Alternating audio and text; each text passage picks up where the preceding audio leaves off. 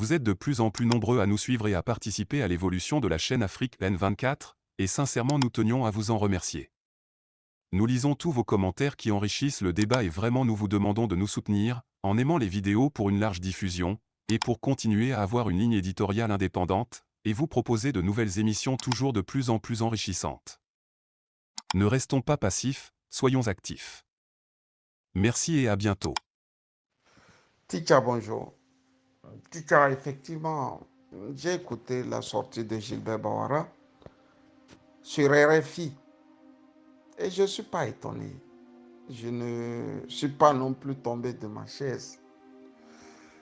Ce n'est pas la première fois que Gilbert Bawara parle ainsi. Et toutes les fois, il a toujours fait des sorties qui démontrent à suffisance que lui, il sert un homme, il ne sert pas le peuple togolais. Pour la simple raison que ce sont des gens qui ont toujours évité la démocratie participative. Dans toutes les démocraties dans ce monde, quand tu veux parler au nom du peuple, tu dois déjà t'assurer d'être ne serait-ce qu'un élu du peuple. Quand tu deviens ministre par nomination, en Allemagne, en Italie, au Royaume-Uni, pays qui est devenu ou qui sont devenus leur référence, mais tu te prêtes au jeu de la démocratie participative. Tu vas à une élection communale, sénatoriale, ou devenir ne serait-ce qu'un député quelque part. Ils ne vont pas se prêter à ce jeu, ces gens. Regardez tout autour de Faure Gnassingbé, ceux qui se disent être ses proches, ses conseillers. Ils ne se prêteront jamais à ce jeu. Et moi qui vous parle, je n'ai jamais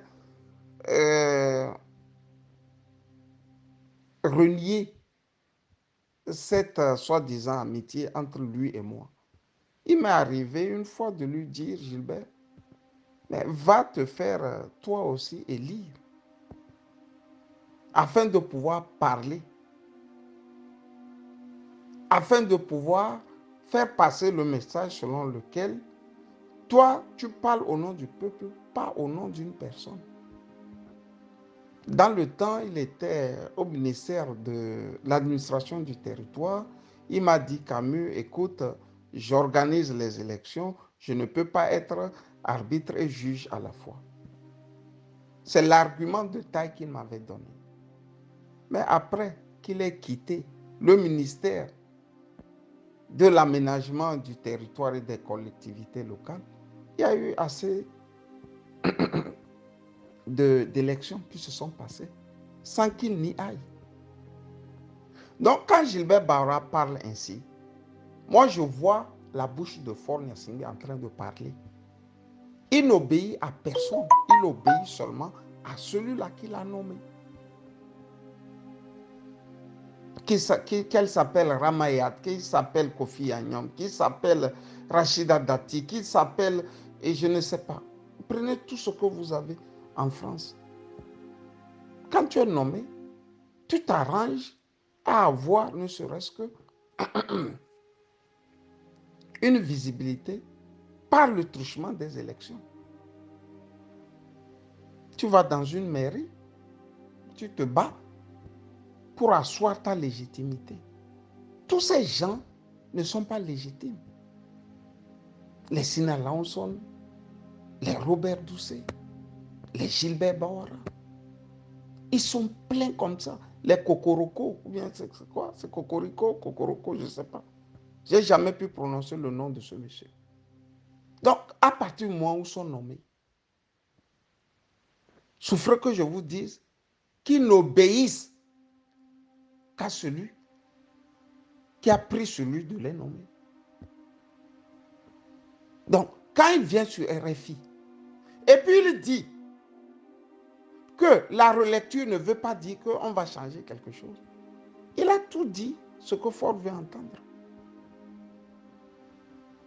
La pire des choses, c'est de s'entourer des gens qui ne pourront jamais vous dire des vérités.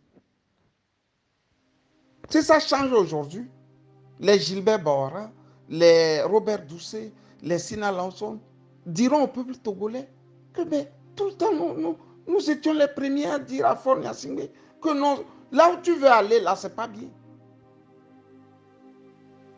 C'est humain. C'est humain.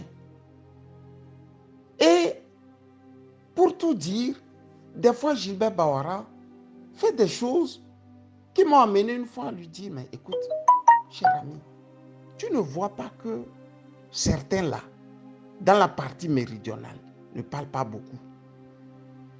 Regarde les Robert Doucet, les Sina Lanson, tous les gars là, qui sont tout autour de Fort, et qui viennent de la partie méridionale, ils ne font pas le zèle. Hein? Je lui ai dit ça. Ils ne font pas le zèle. Mais toi, tu as plus été à l'école, plus que ces derniers. Ils sont malins. Quand ça change là, tu vas les voir encore de l'autre côté. Il ne faut pas trop t'exposer. Ça n'a pas de sens. Et si vous vous rappelez, il avait fait les mêmes erreurs. En 2010, quand Pascal Bojona avait installé une CENI à Togo 2000, ils donnaient eux-mêmes leurs propres résultats. Jean-Pierre Fabre est sorti légalement, dit que non. C'est nous qui avions gagné les élections. Il n'avait pas menti, Jean-Pierre Fabre. À César ce qui est à César et à Dieu ce qui est à Dieu. J'ai toujours dit ça. Personne n'est contre l'ANC. Mais toutes les fois que l'ANC aussi va se détourner de la réalité togolaise, nous allons les combattre. En 2010, Gilbert Bawara est sorti sur RFI au micro curieusement de Bois-Bouvier, comme avant-hier encore, au micro de Bois-Bouvier, pour insulter. Il disait, si l'ANC se comporte comme un parti de voyous, eux aussi vont agir comme des voyous. J'étais dans un coin à Paris avec un ami. J'ai pris mon téléphone, j'ai appelé Gilbert. Heureusement, il a décroché. Je lui ai dit, cher ami, quand tu vas dans une chaîne de télévision ou de radio internationale insulter quelqu'un qui fait la politique comme toi, il faut penser au jour où toi aussi tu peux te retrouver dans l'opposition.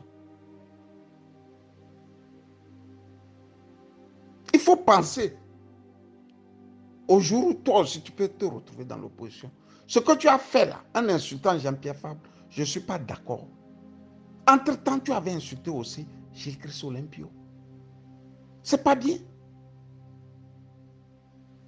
J'ai voulu vous dire que il y a comme si des fois cet ami se perd en conjecture. Tu peux être fort pour un temps, mais tu ne peux pas être fort pour toujours. C'est pas possible. Gilbert ne veut pas l'entendre de cette oreille. Qu'est-ce que cela veut dire? Nous allons relire, mais ça ne changera rien fondamentalement. Toi, tu es qui pour parler comme ça au peuple? Si tu as des milliards, tu as des maisons, tu as la santé suffisante qui te permette de vivre 200 ans. Si tu as tout qui te permette de parler comme ça, tu as la santé qui te permette de toujours tenir et de parler ainsi aux humains. Je ne sais pas, hein, teacher. J'aurais pu l'appeler comme par le passé et lui dire, tu sais, à des moments décisifs de la vie ou de la survie des peuples, il ne faut pas que ton nom soit inscrit comme celui-là qui aurait aidé à détruire un peuple. Ça te colle pour des générations. Mais depuis l'affaire de Majoulouba, un froid s'est créé entre nous. Et ce froid, je posais des questions utiles. Mais lui, il est un homme politique. Peut-être lui, il a les moyens plus que moi. Lui, il a tout plus que moi. Et c'est pour ça que j'ai dit un jour à Kolani de ne plus passer le temps à vouloir conseiller quelqu'un qui a les moyens. Quand tu as les moyens, tu penses que tu es intelligent, tu es beau, tu es fort, ainsi de suite, ainsi de suite. Il faut être suffisamment, je dis suffisamment, pétri d'humilité pour écouter le pauvre. Et encore plus, moi je ne suis pas pauvre, je suis désolé. Mais, et ils sont immensement riches. C'est ça le problème. Donc des fois, ils sont saoulés. Ils sont saoulés. En 2005, Gilbert était parmi les Togolais qui ont écrit à Faure Gnassingbé pour lui dire ce n'est pas une bonne manière de prendre le pouvoir. La manière dont tu as pris le pouvoir là, ce n'est pas une bonne manière. Il était lucide. Il a envoyé un fax pour lui dire hein, ce n'est pas comme ça on prend le pouvoir. Mais maintenant qu'il est rentré dedans, tu vois qu'il est prêt à faire pire que ce que Faure faisait en 2005. Ce qui veut dire que Gnassingbé l'a avalé. Il est avalé. Quand il y a quelque chose, on le met devant. Je me rappelle encore, je ne sais pas, je parle ici en tant que journaliste, un officier, je ne sais pas, de renseignement, sorti du cercle très fermé, qui disait, bon, il fait un peu trop, il parle trop. Si vous vous rappelez, en 2020, on a dû malicieusement mettre Trimois comme porte-parole. Sauf que le Trimois aussi n'était pas aussi quelque chose de bon pour le parti que ça.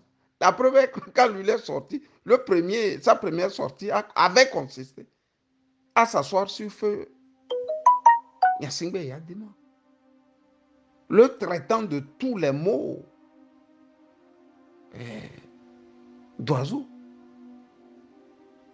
Pour rappeler que c'est par lui, nous connaissons que bon, Eyadema avait mal géré, il avait divisé le pays, ainsi de suite, et que c'est grâce à l'arrivée de Faure Gnassingbé.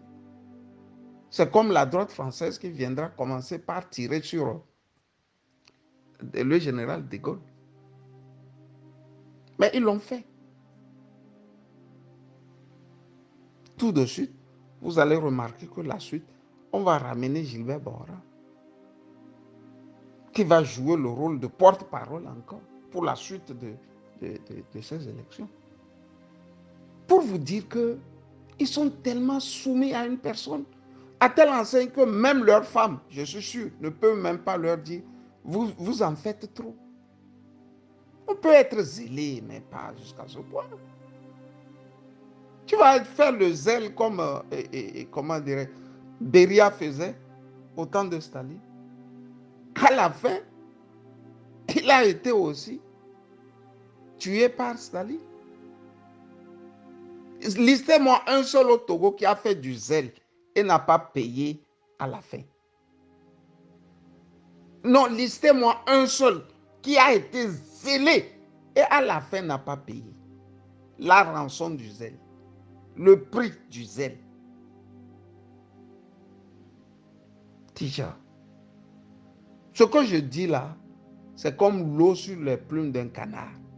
Si Boisbuvier le cherche encore et lui pose encore des questions, il va être encore plus zélé. Vous voyez? C'est ça qui n'est pas bon avec l'Africain. On ne se rappelle jamais d'où nous venons. Pour peu qu'on a un espace, on veut utiliser cet espace à écraser les autres. C'est quoi cette affaire? Pour un juriste de sa trempe, tu as fait Genève. Et à Genève, c'est pratiquement le haut lieu de tout le juridisme international. Toutes les structures des Nations Unies, ils sont là-bas. Comme si cela ne suffisait pas, tu as servi aux Nations Unies. Comme si cela ne suffisait pas, depuis 2005, tu es aux côtés de Faure Gnassingbé. Et comme si cela ne suffisait pas, tu es incapable de dire la vérité. Tu es incapable de lui dire, tu sais, là on va là. On va détruire non seulement le peuple togolais, mais on va détruire nous-mêmes, nos images. Et plus loin, l'image de notre parti. Mais comme il y a les canons derrière, bon, vous savez, Yaya Malou disait, c'est un couvent. Le RPT uni, là, c'est un couvent. C'est Yaya Malou qui le disait. Propos que m'a rapporté feu le docteur Agbemi Kodjo, que c'est un couvent. Quand tu rentres dedans là, tu ne sais plus t'en sortir. Gare à toi si tu sors. Ils te pourchasseront partout où tu seras. Gilbert est depuis dans le couvent. Qu'est-ce que vous voulez qu'il dise? Tisha, bonne journée de lundi à toi. Et bye bye. Likez la vidéo si ce n'est pas déjà fait. Laissez aussi votre point de vue en commentaire. Abonnez-vous et cliquez aussi sur la petite cloche de notification pour ne rien rater de nos prochaines vidéos. N'oubliez pas de partager aussi la vidéo et de la liker.